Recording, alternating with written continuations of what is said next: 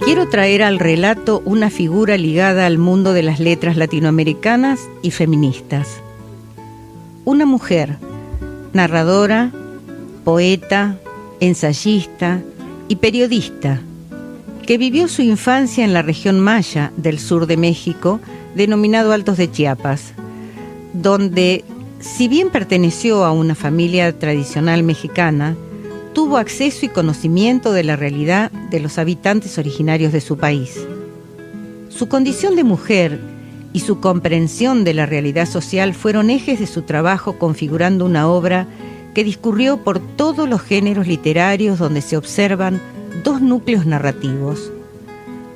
Estos núcleos fuertes abordan la condición de la mujer y la condición indígena. En un México donde la conquista fue tan fuerte en el terreno militar como en el religioso, su pluma supo hacer trazos sobre la complejidad de la Iglesia y la religión católica como instrumento de dominación. No dejó de anticipar críticas que luego se harían reiteradamente sobre la Revolución Mexicana. Se sintió embebida de los temas populares que toma en sus novelas y relatos, haciendo centro en el período en que Cárdenas gobernó el país y donde medidas populares trataron de mejorar la condición de las personas que más lo necesitaban, los indígenas.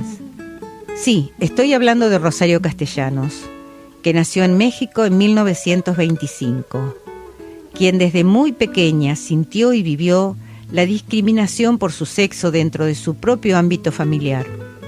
Sus padres mostraron una clara preferencia por su hermano solo por el hecho de ser este varón, que quedó huérfana en 1948, a los 23 años, y solo 2 años más tarde, en 1950, con poquísimos recursos, se fue a vivir a Ciudad de México, donde se graduó como maestra en filosofía por la Universidad Nacional Autónoma de México, y ya nada detuvo su exitosa carrera. En 1958 se casó con Ricardo Guerra. De este matrimonio nacieron 3 hijos, de los cuales solo sobrevivió el menor, Gabriel. Luego de 14 años de matrimonio, se divorció. A diferencia de otras mujeres de su época, Castellanos tuvo acceso a la educación superior. Se graduó en la universidad de su país, fue becada en la Universidad Europea y enseñó en los claustros universitarios mexicanos y de Estados Unidos. Llegó a ser embajadora de México en Israel, lugar en que la sorprende la muerte en 1974, cuando solo contaba 49 años.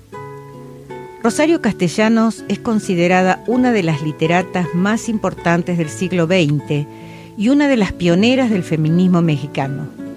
Meses antes de su fallecimiento, en 1974, escribe El Eterno Femenino, su única obra de teatro, con la clara intención de llegar a cientos de espectadores, principalmente mujeres, y mostrar la opresión femenina en todos los estratos sociales. El objetivo era sembrar conciencia sobre esas situaciones expresadas en la obra a través de una serie de personajes femeninos. Su mirada y sus vivencias sobre la realidad de las mujeres se convirtieron en el eje central de su obra, y vuelve una y otra vez con esta temática, mostrando los conflictos de una mujer dedicada a los estudios y su preocupación por escapar de los prejuicios conservadores. Concebía al mundo como un lugar de lucha, en el que uno está comprometido, lucha que pintó entre grupos oponentes, hombres y mujeres, blancos e indios, en Ciudad Real, en Balún Canán. Lugar de lucha donde la mujer no tenía voz y que ella incorpora al lenguaje literario mediante la figura del matrimonio, que sirve para mostrar la dependencia de la mujer y la falta de identidad. Esta identidad que ella busca gira en torno a un mundo lleno de opresión y segregación racial, social y sexual. En su libro Álbum de Familia señala: pensarse mujer, saberse mujer, algo tan sencillo como asumir un rol propio y considerar el lugar de otras, ha sido y sigue siendo una tarea difícil. Lo propio depende tanto de los otros. Si alguien puede decir esto con propiedad, son todas las mujeres. De ellas he seleccionado este cuento que se llama Lección de cocina y dice así: la cocina resplandece de blancura. Es una lástima tener que mancillarla con el uso. Habría que sentarse a contemplarla, a describirla, a cerrar los ojos, a evocarla. Fijándose bien esta nitidez, esta pulcritud, crece del exceso deslumbrador que produce escalofríos en los sanatorios. ¿O es el halo de desinfectantes, los pasos de goma de las afanadoras, la presencia oculta de la enfermedad y de la muerte? ¿Qué me importa? Mi lugar está aquí. Desde el principio de los tiempos ha estado aquí. En el proverbio alemán, la mujer es sinónimo de Kuchen, Kinder, Kirche. Yo anduve extraviada en aulas, en calles, en oficinas, en cafés, desperdiciando en destrezas que ahora he olvidado para adquirir otras. Por ejemplo, elegir el menú. ¿Cómo podría llevar al cabo labor tan ímproba sin la colaboración de la sociedad, de la historia entera? En un estante especial, adecuado a mi estatura, se alinean mis espíritus protectores, esas aplaudidas equilibristas que concilian en las páginas de los recetarios de contradicciones más irreductibles, la esbeltez y la gula, el aspecto vistoso y la economía, la celeridad y la suculencia, con sus combinaciones infinitas, la esbeltez y la economía, la celeridad y el aspecto vistoso, la suculencia. ¿Qué me aconseja usted para la comida de hoy? Experimentada ama de casa, inspiración de las madres ausentes y presentes, voz de la tradición, secreto a voces de los supermercados. Abro un libro al azar y leo La cena de Don Quijote, muy literario pero muy insatisfactorio, porque Don Quijote no tenía fama de gourmet sino de despistado. Aunque un análisis más a fondo del texto nos revela, etcétera, etcétera, etcétera. Ha corrido más tinta en torno a esa figura que agua debajo de los puentes. Pajaritos de centro de cara, esotérico. ¿La cara de quién? ¿Tiene un centro la cara de algo o de alguien? Si lo tiene, no ha de ser apetecible. Vigos a la rumana. Pero, ¿a quién supone usted que se está dirigiendo? Si yo supiera lo que es estragón y ananá, no estaría consultando este libro porque sabría muchas otras cosas. Si tuviera usted el mínimo sentido de la realidad, debería, usted misma o cualquiera de sus colegas, tomarse el trabajo de escribir un diccionario de términos técnicos, redactar unos prolegómenos, idear una propedéutica para hacer accesible al profano el difícil arte culinario. Pero parten del supuesto de que todas estamos en el ajo y se limitan a enunciar. Yo, por lo menos, declaro solemnemente que no estoy, que no he estado nunca ni en este ajo que ustedes comparten ni en ningún otro. Jamás he entendido nada, nada de nada. ¿Pueden ustedes observar los síntomas? Me planto, hecha una imbécil dentro de una cocina impecable y neutra, con el delantal que usurpo para hacer un simulacro de eficiencia y del que seré despojada vergonzosa pero justicieramente. Abro el compartimento del refrigerador que anuncia carnes y extraigo un paquete irreconocible bajo su capa de hielo. Lo disuelvo en agua caliente y se me revela el título sin el cual no habría identificado jamás su contenido. Es carne especial para asar. Magnífico. Un plato sencillo y sano. Como no representa la superación de ninguna antinomia ni el planteamiento de ninguna aporía, no se me antoja. Y no es solo el exceso de lógica el que me inhibe el hambre. Es también el aspecto rígido por el frío. Es el color que se manifiesta ahora que he desbaratado el paquete, rojo como si estuviera a punto de echarse a sangrar. Del mismo color teníamos la espalda mi marido y yo después de las orgiásticas asoleadas en las playas de Acapulco. Él podía darse el lujo de portarse como quien es y tenderse boca abajo para que no le rozara la piel dolorida. Pero yo, abnegada mujercita mexicana que nació como la paloma para el nido, sonreía a semejanza de Cuauhtémoc en el suplicio cuando dijo: «Mi lecho no es de rosas», y se volvió a callar, boca arriba. Soportaba no solo mi propio peso, sino el de él encima mío, la postura clásica para hacer el amor, y gemía de desgarramiento, de placer, el gemido clásico, mitos. Lo mejor para mis quemaduras, al menos, era cuando se quedaba dormido. Bajo la yema de mis dedos, no muy sensibles por el prolongado contacto con las teclas de la máquina de escribir, el nylon de mi camisón de desposada resbalaba en el fraudulento esfuerzo por parecer encaje. Yo jugueteaba con la punta de los botones y esos otros adornos que hacen parecer tan femenina a quien los usa, en la oscuridad de la alta noche. La albura de mis ropas, deliberada, reiterativa, impúdicamente simbólica, quedaba abolida transitoriamente. Algún instante quizás alcanzó a consumar su significado bajo la luz y bajo la mirada de esos ojos que ahora están vencidos por la fatiga.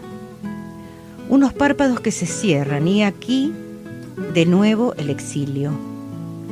Una enorme extensión arenosa sin otro desenlace que el mar, cuyo movimiento propone la parálisis, sin otra invitación que la del acantilado al suicidio. Pero es mentira. Yo no soy el sueño que sueña. Yo no soy el reflejo de una imagen en un cristal.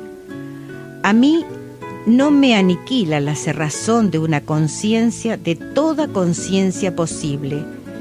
Yo continúo viviendo con una vida densa, viscosa, turbia, aunque el que está a mi lado y el remoto me ignoren, me olviden, me pospongan, me abandonen, me desarmen.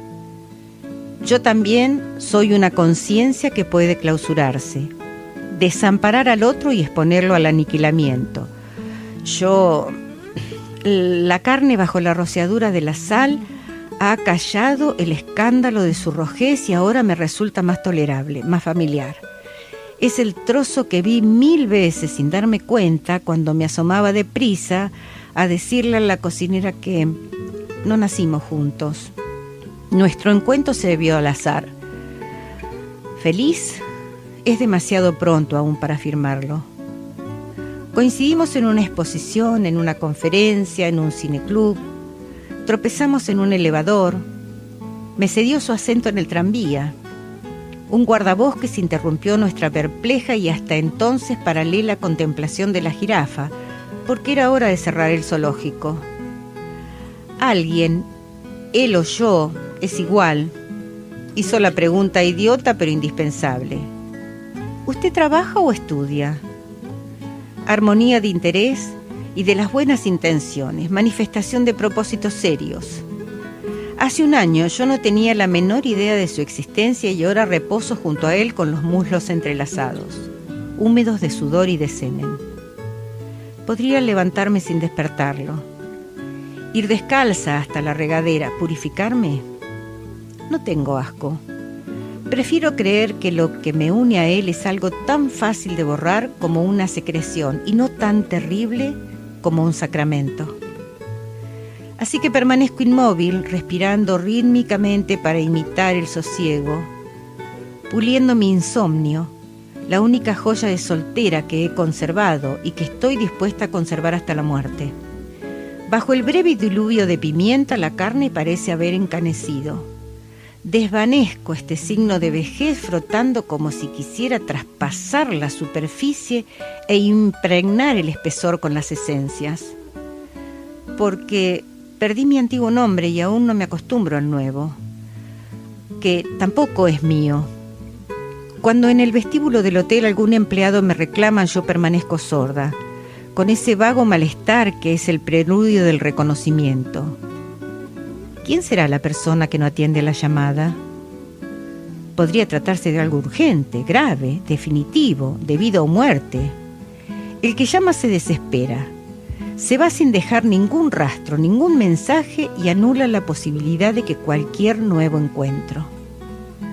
¿Es la angustia la que oprime mi corazón? No. Es su mano la que oprime mi hombro y sus labios que sonríen con una burla benévola, más que de dueño, de taumaturgo. Y bien, acepto mientras nos encaminamos al bar, el hombro me arde, me está despellejándose.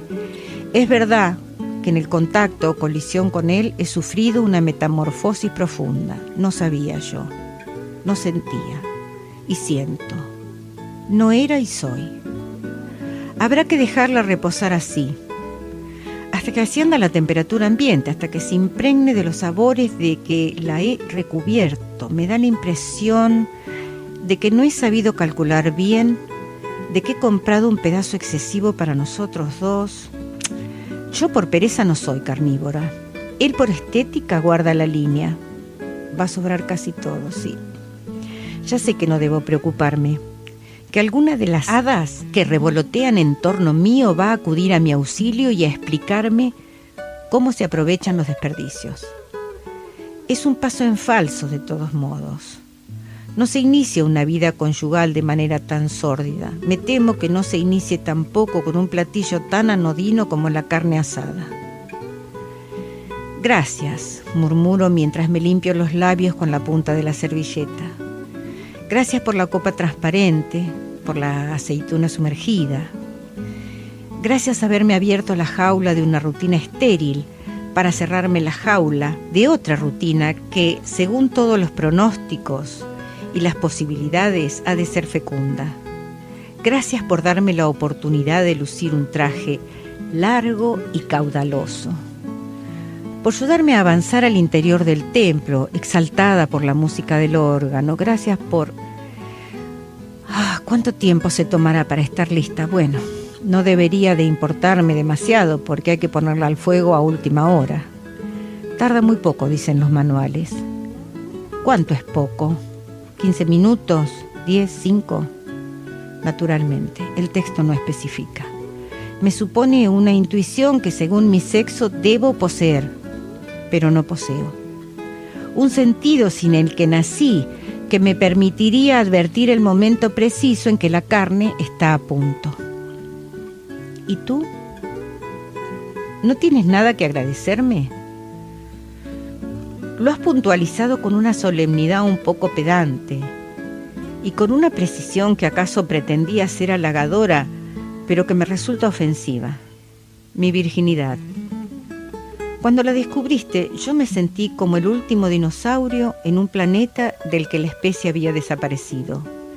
Ansiaba justificarme, explicar que si llegué hasta ti intacta, no fue por virtud, ni por orgullo, ni por fealdad, sino por apego a un estilo. No soy barroca. La pequeña imperfección en la perla me es insoportable. No me queda entonces más alternativa que el neoclásico y su rigidez es incompatible con la espontaneidad para hacer el amor. Yo carezco de la soltura del que rema, del que juega al tenis, del que se desliza bailando. No practico ningún deporte. Cumplo un rito y el ademán de entrega se me petrifica en un gesto estatuario. ¿Acechas mi tránsito a la fluidez? ¿Lo esperas? ¿Lo necesitas? ¿O te basta este hieratismo que te sacraliza y que tú interpretas como la pasividad que corresponde a mi naturaleza? Y si a la tuya corresponde ser voluble, te tranquilizará pensar que no estorbaré tus aventuras. No será indispensable, gracias a mi temperamento, que me cebes, que me ates de pies y manos con los hijos, que me amordaces con la miel espesa de la resignación. Yo permaneceré, como permanezco, quieta. Cuando dejas caer tu cuerpo sobre el mío, siento que me cubre una lápida, llena de inscripciones, de nombres ajenos, de fechas memorables.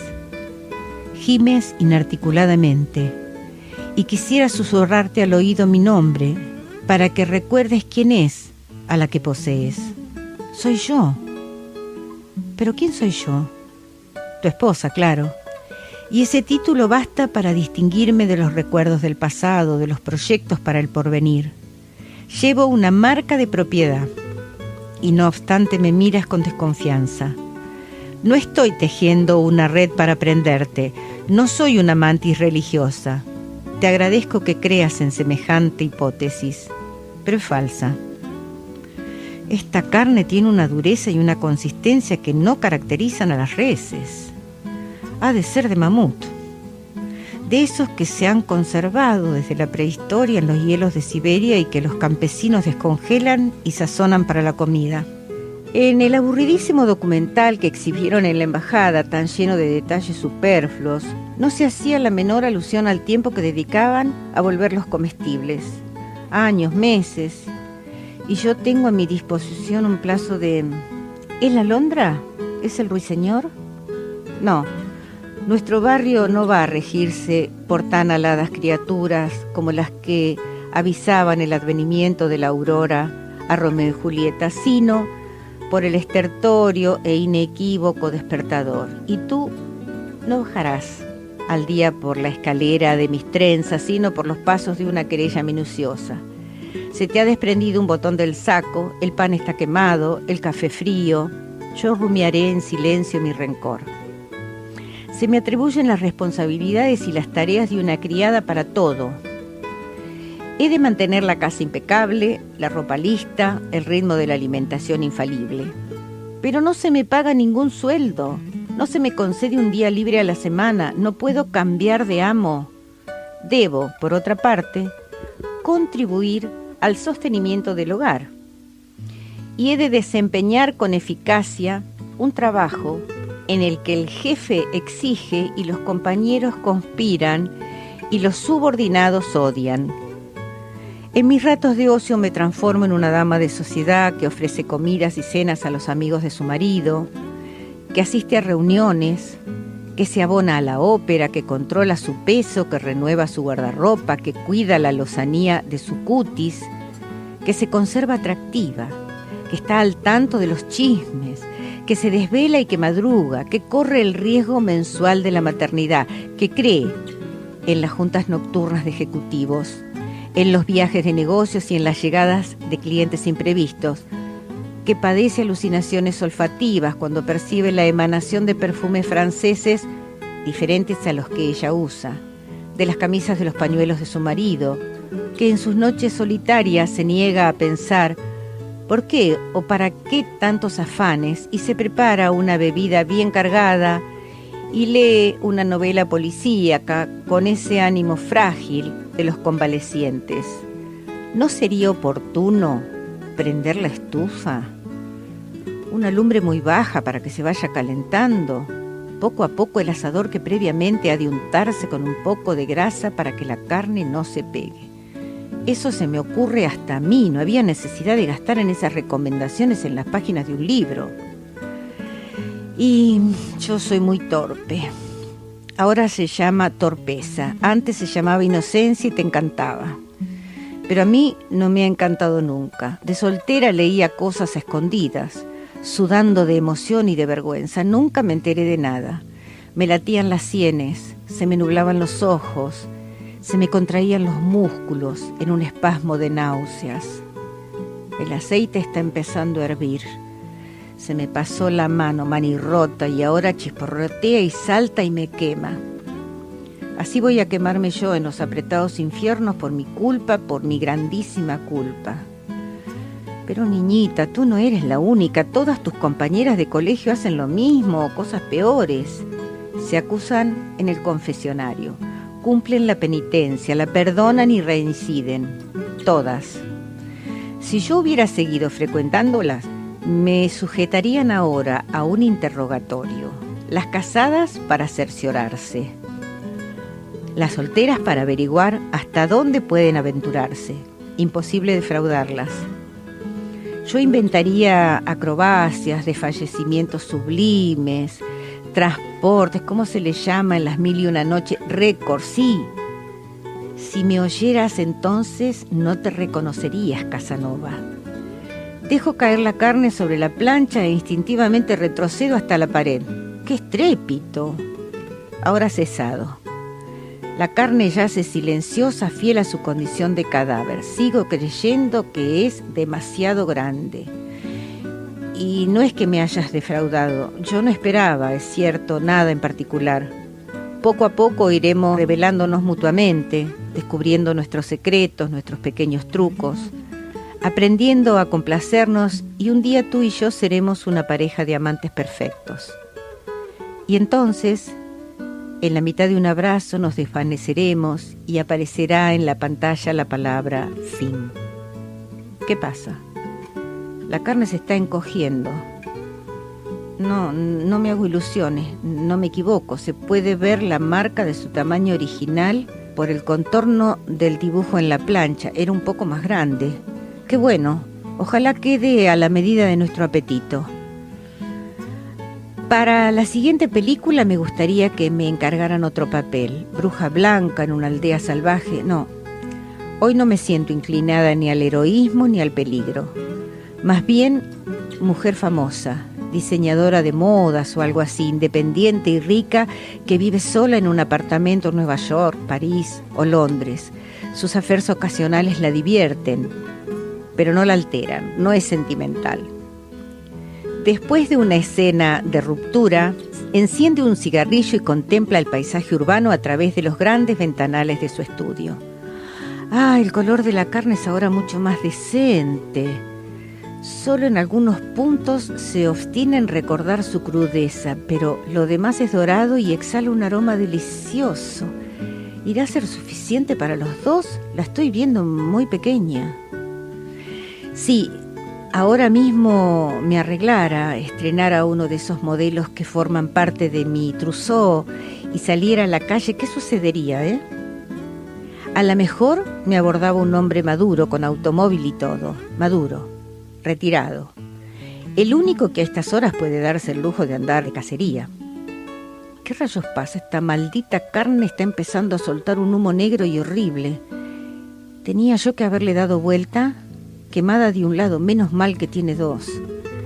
Señorita, si usted me permitiera... Señora, y le advierto que mi marido es muy celoso. Entonces no debería dejarla andar sola. Es usted una tentación para cualquier viandante. Nadie en el mundo dice viandante, transeúnte. Solo los periódicos cuando hablan de los atropellos.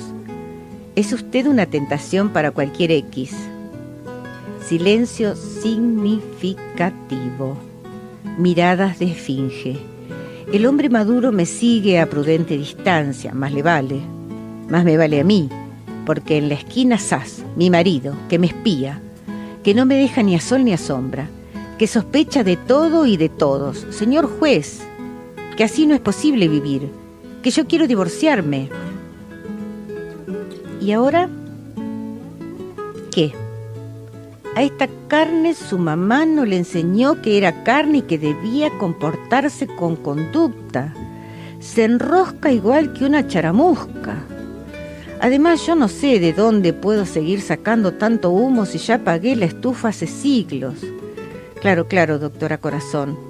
Lo que procede ahora es abrir la ventana, conectar el purificador de aire para que no huela a nada cuando venga mi marido, y yo saldría muy mona a recibir a la puerta con mi mejor vestido, mi mejor sonrisa y mi más cordial invitación a comer afuera. Es una posibilidad. Nosotros examinaríamos la carta del restaurante mientras un miserable pedazo de carne carbonizada yacería oculto en el fondo del bote de la basura. Yo me cuidaría mucho de no menospreciar el incidente y sería considerada como una esposa un poco irresponsable, con proclividades a la frivolidad, pero no como una tarada. Esta es la primera imagen pública que proyecto y que he de mantenerme después consecuente con ella, aunque sea inexacta. Hay otra posibilidad. No abrir la ventana, no conectar el purificador de aire, no tirar la carne a la basura, y cuando venga mi marido dejar que olfatee, como los ogros de los cuentos, y diga que aquí huele no a carne humana, sino a mujer inútil. Yo exageraré mi compunción para incitarlo a la magnanimidad. Después de todo lo ocurrido es tan normal. ¿A qué recién casada no le pasa lo que a mí acaba de pasarme? Cuando vayamos a visitar a mi suegra, ella que todavía está en la etapa de no agredirme porque no conoce aún cuáles son mis puntos débiles, me relatará sus propias experiencias. Aquella vez, por ejemplo, que su marido le pidió un par de huevos estrellados y ella tomó la frase al pie de la letra y... ¿Fue eso un obstáculo para que llegara a convertirse en una viuda fabulosa? Digo, en una cocinera fabulosa. Porque lo de la viudez sobrevino mucho más tarde y por otras causas. A partir de entonces ella dio rienda suelta a sus instintos maternales y echó a perder con sus mimos. No me va a hacer la menor gracia. Va a decir que me distraje, que es el colmo del descuido y así por condescendencia yo voy a aceptar sus acusaciones. Pero no es verdad. Yo estuve todo el tiempo pendiente de la carne, fijándome en que le sucedía una serie de cosas rarísimas. Con razón, Santa Teresa decía que Dios anda en los pucheros. O la materia que es energía, o como se llame ahora. Recapitulemos. Aparece primero el trozo de carne con un color, una forma, un tamaño, luego cambia y se pone más bonita y se siente una muy contenta. Luego vuelve a cambiar y ya no está tan bonita y sigue cambiando y lo que a uno atina es cuando pararle el alto, porque si yo dejo este trozo de carne indefinidamente expuesto al fuego, se consume hasta que no queden ni rastros de él. Y el trozo de carne, que daba la impresión de ser algo tan sólido, tan real, ya no existe. Entonces mi marido también da la impresión de solidez y de realidad cuando estamos juntos, cuando lo toco, cuando lo veo. Seguramente cambia. Y cambio yo también, aunque de manera tan lenta, tan morosa, que ninguno de los dos lo advierte. Después se va y bruscamente se convierte en recuerdo. Y no voy a caer en esa trampa, la del personaje inventado y el narrador inventado y la anécdota inventada. Además, no es la consecuencia que se deriva lícitamente del episodio de la carne. La carne no ha dejado de existir, ha sufrido una serie de metamorfosis y el hecho de que cese de ser tan perceptible para los sentidos no significa que se haya concluido el ciclo, sino que ha dado el salto cualitativo. Continuará operando en otros niveles, en el de mi conciencia, en el de mi memoria, en el de mi voluntad modificándome, determinándome, estableciendo la dirección de mi futuro. Yo seré, de hoy en adelante, lo que elija en este momento, seductoramente aturdida, profundamente reservada, hipócrita. Yo impondré desde el principio y con un poco de impertinencia las reglas del juego. Mi marido resentirá la impronta de mi dominio que irá dilatándose, como los círculos en la superficie del agua sobre la que se ha arrojado una piedra. Forcejeará por prevalecer y si cede, yo le corresponderé con el desprecio y si no cede, yo no seré capaz de perdonarlo. Si asumo la otra actitud, si soy el caso típico, la femineidad que solicita indulgencia para sus errores, la balanza se inclinará a favor de mi antagonista y yo participaré en la competencia con un hándicap que aparentemente me destina a la derrota y que, en el fondo, me garantiza el triunfo por la sinuosa vía que recorrieron mis antepasadas, las humildes, las que no abrían los labios sino para asentir, y lograron la obediencia ajena hasta el más irracional de sus caprichos. La receta pues es vieja y su eficacia está comprobada. Si todavía lo dudo, me basta preguntar a la más próxima de mis vecinas. Ella confirmará mi certidumbre, solo que me repugna actuar así. Esta definición no me es aplicable y tampoco la anterior. Ninguna corresponde a mi verdad interna. Ninguna salvaguarda mi autenticidad. he de acogerme a cualquiera de ellas y ceñirme a sus términos solo porque es un lugar común, aceptado por la mayoría y comprensible para todos. Y no es que yo sea una rara avis. De mí se puede decir lo que Fandl dijo de Sor Juana, que pertenezco a la clase de neuróticos cavilosos. El diagnóstico es muy fácil, pero ¿qué consecuencias acarrea asumirlo? Si insisto en afirmar mi versión de los hechos, mi marido va a mirarme con suspicacia, va a sentirse incómodo en mi compañía y va a vivir en la continua expectativa de que se me declare la locura. Nuestra convivencia no podrá ser más problemática y él no quiere conflictos de ninguna índole, menos aún conflictos tan abstractos, tan absurdos, tan metafísicos como los que yo le plantearía. Su hogar es el remanso de paz en que se refugia de las tempestades de la vida. De acuerdo. Yo lo acepté al casarme y estaba dispuesta a llegar hasta el sacrificio en aras de la armonía conyugal.